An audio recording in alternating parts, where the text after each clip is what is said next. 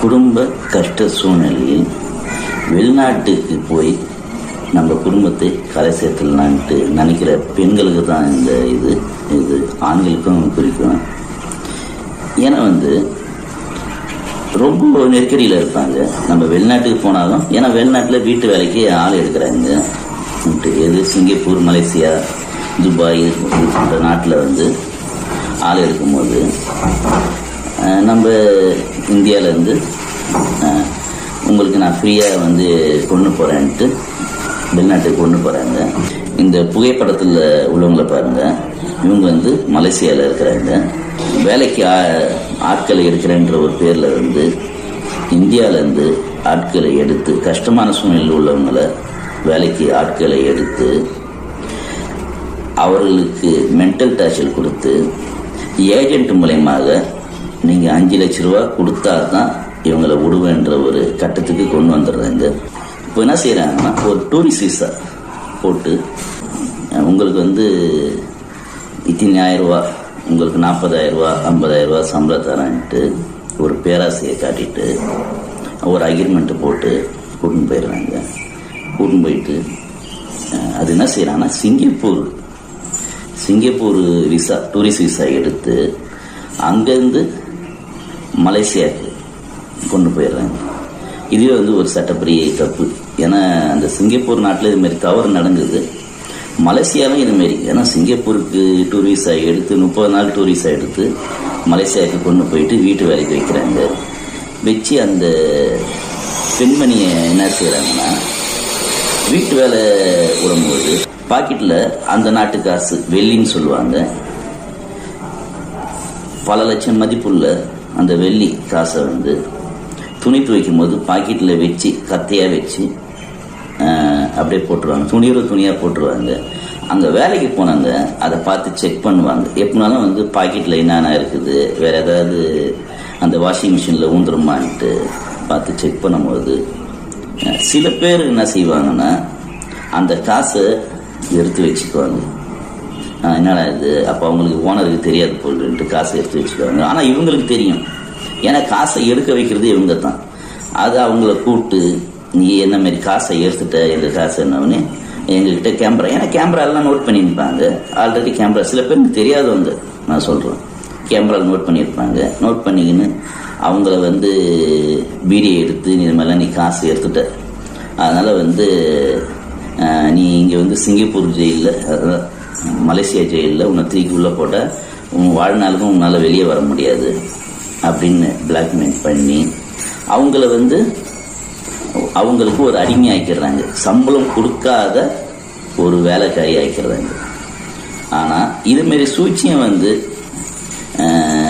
எனது சகோதரி அவர்களுக்கு நடந்தது. இது போன்ற ஒரு சூழ்ச்சியம்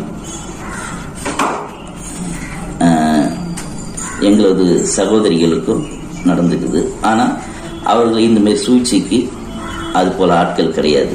ஏன்னா அவங்க அந்த காசை எடுத்து அந்த ஓனர்கிட்ட ஒப்படைச்சிக்கிறாங்க. இவங்களை நம்ம எப்படியுமே இது பண்ண முடியாதுன்ட்டு இவங்களை லாக் பண்ண முடியல. லாக் பண்ண முடியாமல் ரொம்ப கொடுமை பண்ண ஆரம்பிச்சிட்டாங்க. வெறும் 10 நாள் ரொம்ப பயங்கரமாக கொடுமை. இந்த பாத்ரூமு, அதான் சொல்கிறேங்க, ஒரு மன உளைச்சலை ஒருத்தங்க சூசைட் எப்படி பண்ணிக்குவாங்களோ அந்த அளவுக்கு கொடுமை பண்ண ஆரம்பிச்சிட்டாங்க. ஏன்னா இந்த பொண்ணை லாக் பண்ண முடியலையேன்ட்டு ரொம்ப மென்டல் டார்ச்சர் கொடுத்து, நீங்கள் மாதத்தில் ஒரு தடவை தான் உங்கள் வீட்டில் பேசணும்ன்ட்டு ஒரு ரூல்ஸ் போட்டாங்க. ஆனால் ரூல்ஸ் போட்ட பிறகு அவங்களால எதுவும் பேச முடியல, வெளியே சொல்ல முடியல. வெளியே சொல்ல முடியாத ஒரு சூழ்நிலை திரும்ப அந்த மலேசியா கவர்மெண்ட்டில் எப்படினாலும் எந்தெந்த வீட்டில் மலேசியா கவர்மெண்ட்டில் ஒரு ஸ்ட்ரிக்டான ஒரு கண்டிஷன் இருக்குதால இது மாதிரி இந்த விஷயம் கவர்மெண்ட்டுக்கு தெரிஞ்சுக்குது. அந்த கவர்மெண்ட் ஆஃபீஸில் போயிட்டு இவங்க எங்கள் வீட்டில் வேலை செய்கிறாங்கன்ட்டு சைன் பண்ண போகும்போது இவங்க சிங்கப்பூர் மலேசியா கூட்டின்னு வந்ததே இது ஒரு சட்டப்படி குற்றம்ட்டு. ஆனால் நடவடிக்கை எடுக்கலை. ஏன்னா அந்த அதிகாரியை கரெக்ட் பண்ணிட்டாங்க. இவங்க காசை கொடுத்து கரெக்ட் பண்ணதால நீங்கள் என்ன செய்யுங்க, திரும்ப இவங்களை இந்தியாவுக்கு அனுப்புங்க. இந்தியாவுக்கு அனுப்பி நீங்கள் ஒர்க்கிங் விசா அவங்களுக்கு போட்டுன்னு வாங்க என்னவனே அந்த சகோதரியை வந்து சென்னைக்கு அனுப்பாம அவங்க வீட்டுக்கு அனுப்பாம இவங்களே ஒரு ஆட்களை செட் பண்ணி அவங்களுக்கு கட்டுப்பாட்டில் திருச்சிக்கு வர வச்சு ராஜமன்னார்குடிக்கு திருச்சிக்கு வர வச்சு இவங்க வந்து அவங்க வீட்லேயே தங்க வச்சிங்கன்னு அந்த சகோதரியை வந்து ஒர்க்கிங் விசா ரெடி பண்ணுற மட்டும் அவங்க வீட்டில் இருக்கணும், அவங்க சொந்த வீட்டுக்கு போகக்கூடாதுன்ட்டு கொலை மிரட்டல் கொடுத்து இது போன்ற அநியாயங்கள் செஞ்சாங்க. அப்படி இருந்தாலும் அந்த பெண்மணியோட ஒரு அதிர்ஷ்டம் என்னன்னு பாருங்க, எப்படியோ கான்டாக்ட் பண்ணி ஏதோ ஒரு இதில் வந்து மறைமுகமாக அந்த சகோதரி வந்து எங்களை தொடர்பு கொண்டு இது போன்ற விஷயத்த சொன்னோடனே நாங்கள் திருச்சி ஏர்போர்ட்டுக்கு போயிட்டோம். ஆனால் அவங்க வந்து என்ன இன்ஃபர்மேஷன் கொடுத்துக்கிறாங்கன்னா, நீ வந்து மாலை 4 மணிக்கு தான் வந்து அங்கே வந்து ஏர்போர்ட்டில் திருச்சி ஏர்போர்ட்டில் இறங்குவேன்ட்டு டைவர்ட் பண்ணிக்கிறாங்க.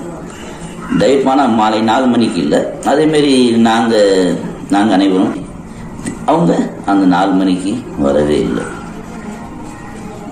அப்போது இவங்க டைவர்ட் நைட்டுக்கு வர வேண்டியவங்களை, நைட்டுக்கு 11 மணிக்கு வர வேண்டியவங்களை முன்கூட்டியே 4 மணிக்குன்ட்டாங்க. அதை நாங்கள் கண்டுபிடிச்சிட்டோம். திருச்சியில் உள்ளே இருக்கிற இதை வச்சு அவங்களுடைய பாஸ்போர்ட்டை வச்சு அவங்க எந்த ஃப்ளைட்டில் வராங்க கூட அந்த தகவல் கொடுக்கல யாருக்குமே, இவங்களுக்கே கொடுக்கல. நீங்கள் எந்த ஃப்ளைட்டில் போகிறீங்க, ஏன்னா அவங்களுக்கு விவரம் தெரியாதுன்றால எந்த ஃப்ளைட்டில் போகிறீங்கன்ட்டு கூட எந்த ஒரு இதுவும் கொடுக்கல. அதுக்கப்புறம் விசாரித்து அவங்களுடைய பாஸ்போர்ட்டு இதை வச்சு கண்டுபிடிச்சிட்ட பிறகு அவங்க வந்து 11 மணிக்கு தான் வராங்கன்ட்டு தெரிஞ்சவொடனே அவங்கள கேட்டவொடனே இல்லை அவங்க 11 மணிக்கு வரல, விடியங்காலில் 2 மணிக்கு தான் அவங்க வராங்கன்ட்டு திரும்ப எங்களை டைவர்ட் பண்ணாங்க.